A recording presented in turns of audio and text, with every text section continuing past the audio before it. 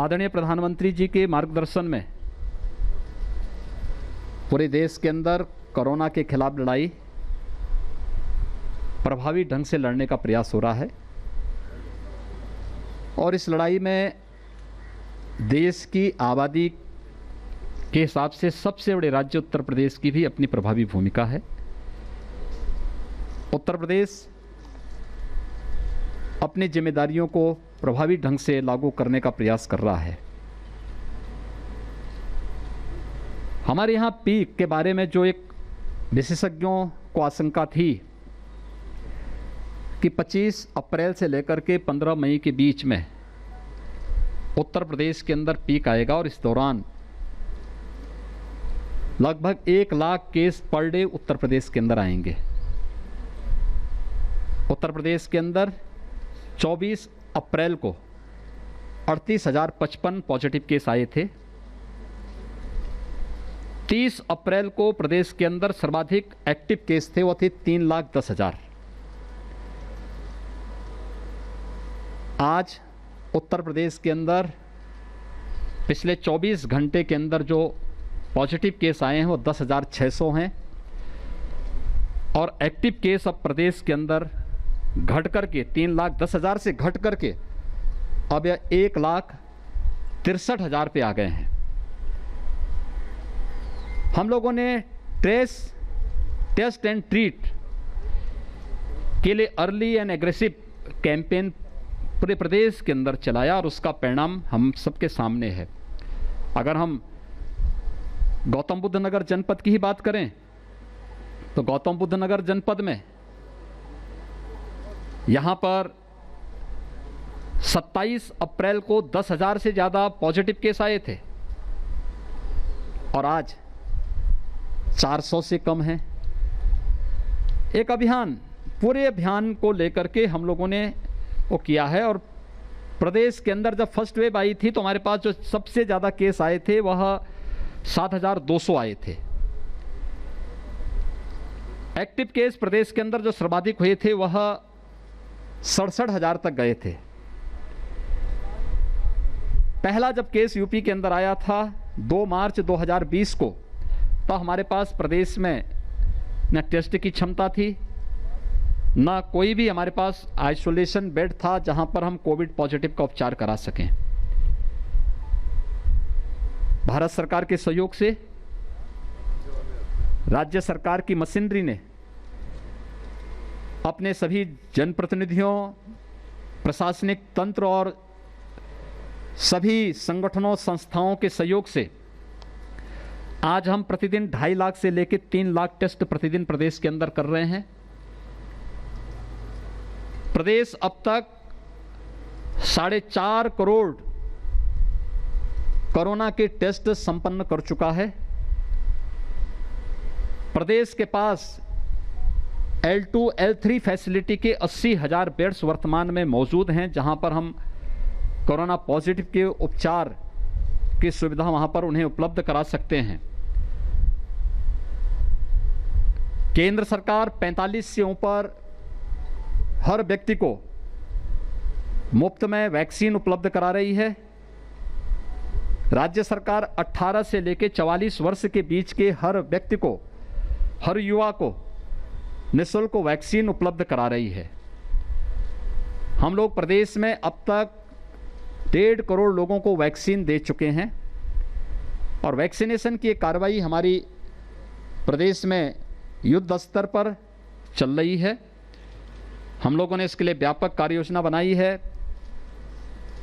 45 plus के लिए vaccination 2500 centre में हमारा अब तक चल रहा था।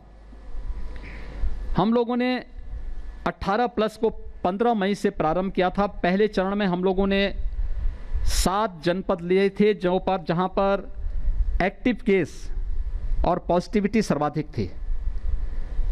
हमने दूसरे चरण में प्रदेश के अंदर अपने सभी नगर निगमों को इसके साथ जोड़ा था और अब तीसरे चरण में हम लोग कल से नगर निगम के साथ साथ हमारी जितने भी कमिश्नरी मुख्यालय हैं वहां पर वैक्सीनेशन के इस कार्यक्रम को 18 प्लस के लिए भी प्रारंभ करने जा रहे हैं। तो कल से 23 जनपदों में हमारी वैक्सीनेशन की कार्रवाई आगे बढ़ेगी।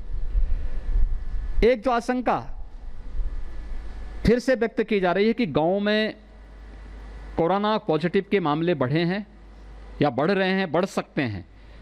हम लोगों ने इसकी भी एक व्यापक रणनीति 2 मई से ही प्रारंभ कर दी थी। हमारी निगरानी समिति हर ग्राम पंचायत में है। 97,000 राजस्व गांवों को केंद्र में रख करके निगरानी समिति स्क्रीनिंग का कार्य कर रही है। पेशेंट को वहां पर कोविड पॉजिटिव को जो लक्षण युक्त हैं या संदिग्ध हैं उन सभी को मेडिसिन किट उपलब्ध करवाती है।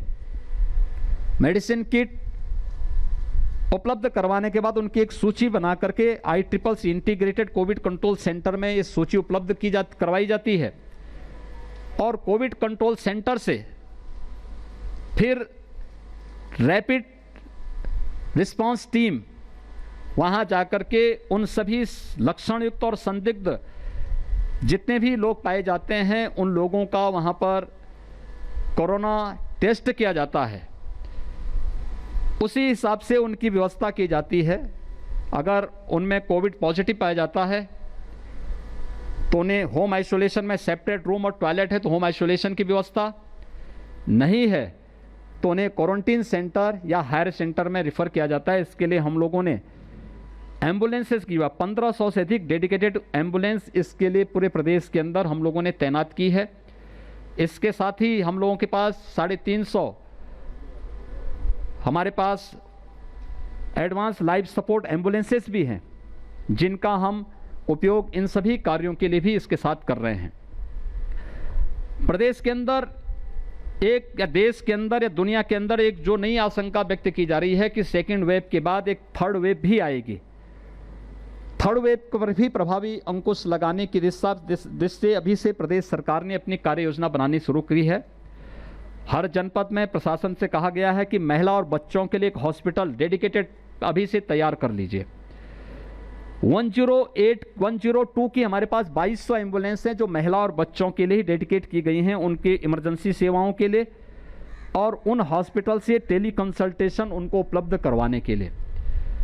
इसके अलावा हर जनपद में ये भी व्यवस्था की गई है कि हम ये सुनिश्चित करें कि थर्ड वेव के बारे में आशंका व्यक्त की जा रही है कि इसका शिकार बच्चे ज़्यादा हो सकते हैं, उनकी चपेट में आ सकते हैं।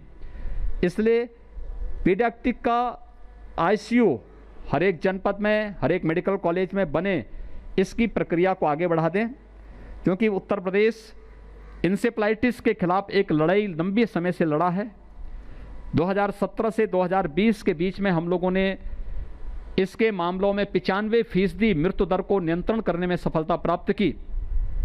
इसलिए हम लोगों के पास ईस्टर्न यूपी के उन जनपदों में जो इंसेफ्लाइटिस से सर्वाधिक प्रभावित थे वहां पर पहले से पीकू बने हुए हैं। पीडियाट्रिशियन, फिजिशियन और टेक्नीशियन, पैरामेडिक्स, आशा वर्कर, आंगनबाड़ी, इन सब का वहां पे नियमित ट्रेनिंग भी चलती है। KGMU को भी हम लोगों ने इसके साथ जोड़ा है।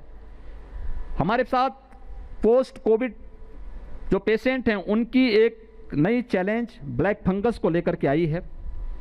कल राज्य सरकार ने इस संबंध में एक एडवाइजरी जारी की है और इस संबंध में एक वर्चुअल ट्रेनिंग का कार्यक्रम भी हर एक जनपद में डिस्ट्रिक्ट हॉस्पिटल के साथ, CMO के साथ, मेडिकल कॉलेजेस के साथ, उनके जितने भी फिजिशियन और विशेषज्ञ हैं उनके साथ करके एक व्यवस्था सुनिश्चित करने का प्रयास किया है कि ब्लैक फंगस से भी हम लोग, जैसे CFR अभी तक हमने प्रदेश के अंदर नियंत्रण रखा 1% के आसपास है, ब्लैक फंगस में उपचार में कहीं समस्या ना आने पाए, वहाँ पर किसी भी अन्य प्रकार की समस्या का समाधान समय से हो सके और व्यापक जागरूकता का भी एक कार्यक्रम चलना चाहिए। ब्लैक फंगस का कारण क्या है?